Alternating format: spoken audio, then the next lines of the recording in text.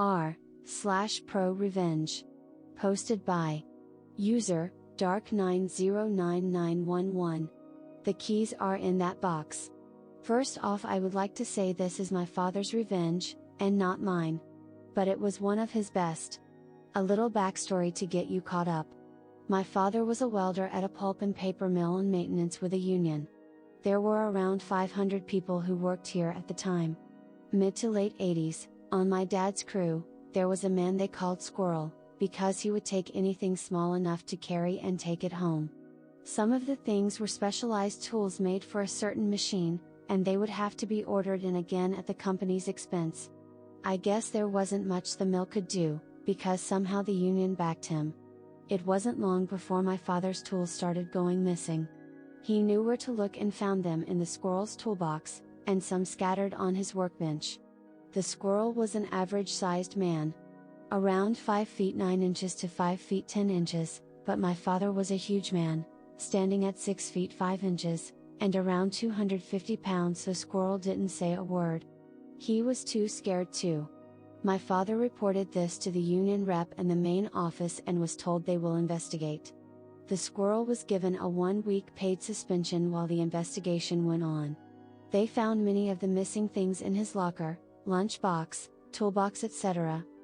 Somehow he got the union to back him again and was allowed to come back to work at the end of his suspension. My father grabbed his mobile welder and went into the Squirrel's area, and welded together a giant metal box. He took everything he could identify as squirrels and put it in the box and welded a top on it. He said he used 5/8 stainless to make it out of.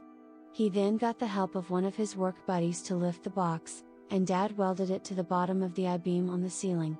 About 20 feet in the air. The day Squirrel came back, he was looking for all his things but couldn't find them at all.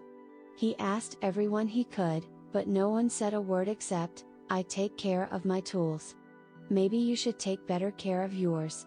This went on for a couple of hours until the Squirrel went into the main office to complain, saying someone stole everything of his. The shop steward and Squirrel walked into the maintenance shop to ask the people in there where his things were. Dad stood up and walked up close, and knowing him, he was towering over the Squirrel, and said something along the lines of, "Squirrels like to climb to store their stuff. Are you sure you didn't climb the I-beam and put your stuff up there?" I guess the look of, "Oh fuck," on the shop steward's face was almost too good, but the look of pure horror on the Squirrel's face was my dad's favorite part of the story. He would laugh just as hard at every telling when he got to this part. The Squirrel went into his work area and looked up. He saw the box up there. He tried to get anyone's help to get it down, but everyone seemed to have important things to do and can't at the moment. The Squirrel took a day and a half working alone to get his things from the box, and to remove the box from where it was welded. My father said not a thing ever went missing again, and Squirrel worked there another 10 years or more until the mill was shut down. I can say I believe him, because one night staying at his place I got drunk and was thinking about going home. He went to the basement and made a little box and welded my keys in it. I got them back the next day. I miss my father and his stories. I hope this qualifies as pro. Posted by user Chapter 8FF. Escalating feud leads to Dad orchestrating his brother's arrest.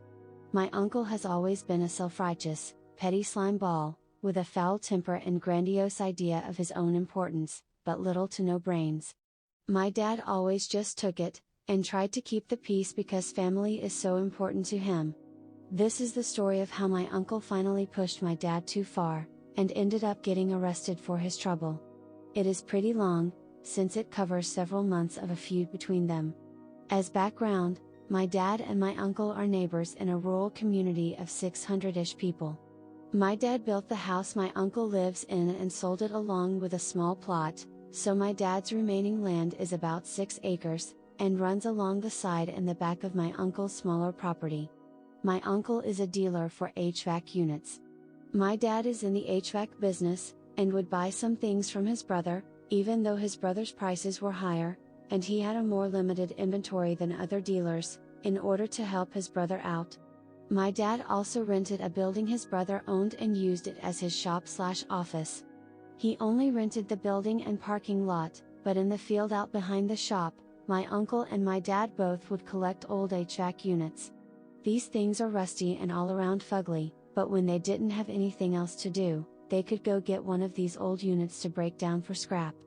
This story starts when one day my dad went to his brother and said he needed a certain unit, but his brother quoted him a really high price, and also couldn't deliver in the time frame my dad needed. So my dad called up another dealer he works with, and that guy had a unit on hand to give him for a much lower price.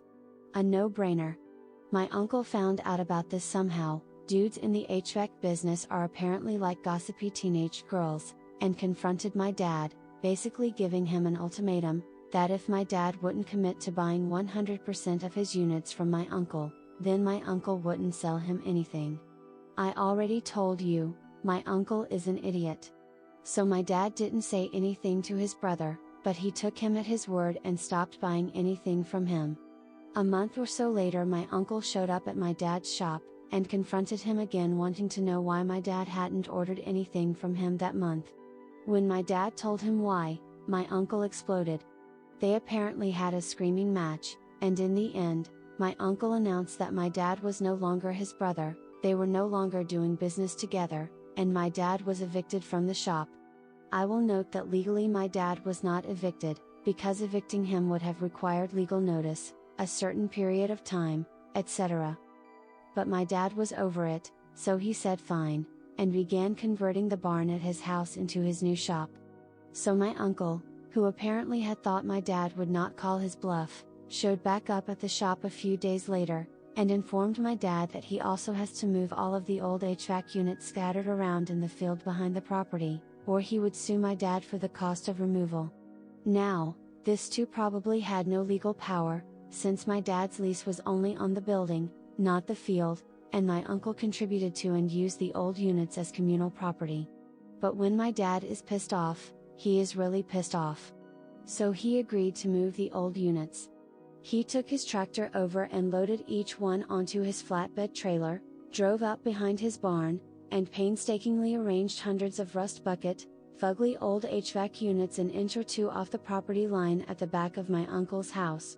Note that my dad could not see these things from his house due to the way his property is set up, but my uncle had an HD view of them in his backyard.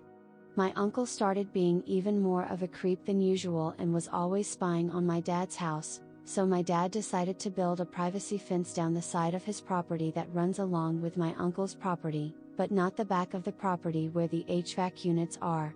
The fence guys arrived and worked for a few hours before my uncle came screeching into his driveway, and exploded out of his truck already screaming, because these poor fence guys had laid posts or tools or whatever temporarily on his side of the property line as they were building the fence. My uncle called the police, who basically told the fence guys, "Okay dudes, just don't put anything on this crazy man's property," and left.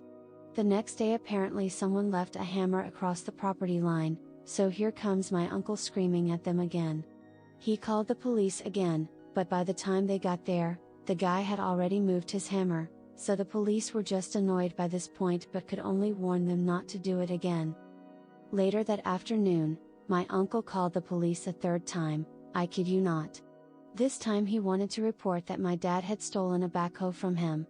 Like one that attaches to the back of a tractor.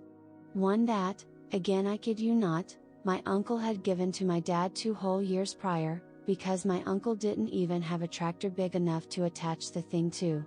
The cop was not amused when this story came to light, and since it was the same cop who'd been there earlier that day, she was beyond annoyed at that point. My dad helpfully said, "Come get the backhoe if you want it," knowing full well my uncle had no way to pick the thing up or haul it even the few feet to his own yard.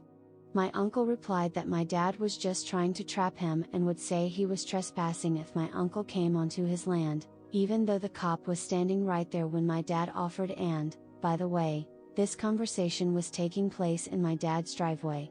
He then said that he wanted to file a complaint with the police that basically amounts to a restraining order against my dad. It isn't a restraining order because it isn't issued by a judge, but the cops treat it that way. It's for habitual trespassers.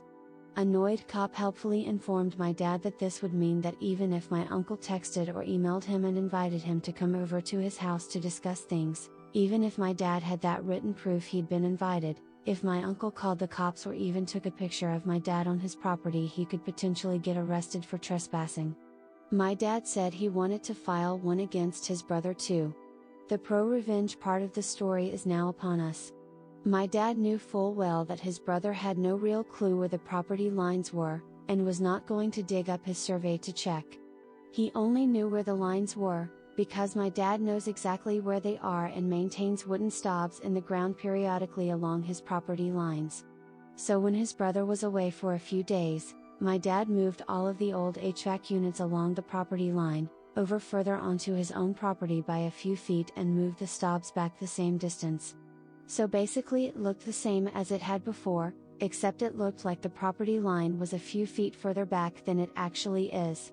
He then placed some random piece of scrap across the fake property line, still on his own property, but it looked like it was across the property line, if all you had to go by were the incorrectly placed stobs, set up a few game cameras aimed at the line, and waited. Sure enough, his dumbass brother came storming out of his house as soon as he noticed the scrap on his side of the property line, crossed the real property line to get a good look at the scrap, and called the police. My dad was waiting for them with his survey showing where the actual property line is, a copy of the report annoyed cop had given him, and game camera footage of his brother clearly trespassing on his land, and it was my uncle who got arrested. The only way his revenge for all the trouble and heartache his brother caused could possibly have been any sweeter, would have been if it were annoyed cop who showed up at the scene and arrested my uncle, but alas, he had to make do with someone he and his brother had both gone to high school with, which worked out, since it was especially embarrassing for my uncle to be arrested by someone he knew well.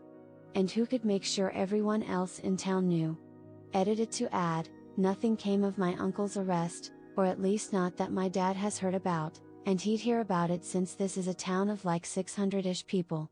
But it was probably enough for my uncle just to have to get put into handcuffs, spend a night in jail, and have people know about it, because my uncle hasn't caused any more trouble for my dad, other than generally existing where my dad occasionally has to see his truck drive by. My uncle is also now in a business dispute with his wife's sister and his brother-in-law, so presumably, he is trying to take his anger out on another target who hasn't already beaten him, and also who isn't his older and much larger brother who has been perfectly willing to beat his ass, all their lives whenever it's devolved into physical disputes. Yes, my family are rednecks. My uncle, aunt, cousin and my cousin's wife all unfriended me on social media, so I only know what's going on with them, via small town gossip nowadays. My sister was driving down the road recently, saw my uncle in his yard, and waved at him. He turned away like he didn't know her. None of us got an announcement when my cousin's wife had her baby recently. So I think the end of the story is just that we are all dead to my uncle and his family, but he is too afraid to do anything besides pretend we all don't exist. If you like these stories, hit that like button, and leave a comment below. You can upvote these stories by pressing the links in the description. If you want to hear more stories from me, hit the subscribe button, and press the bell icon to be alerted when a new video is posted.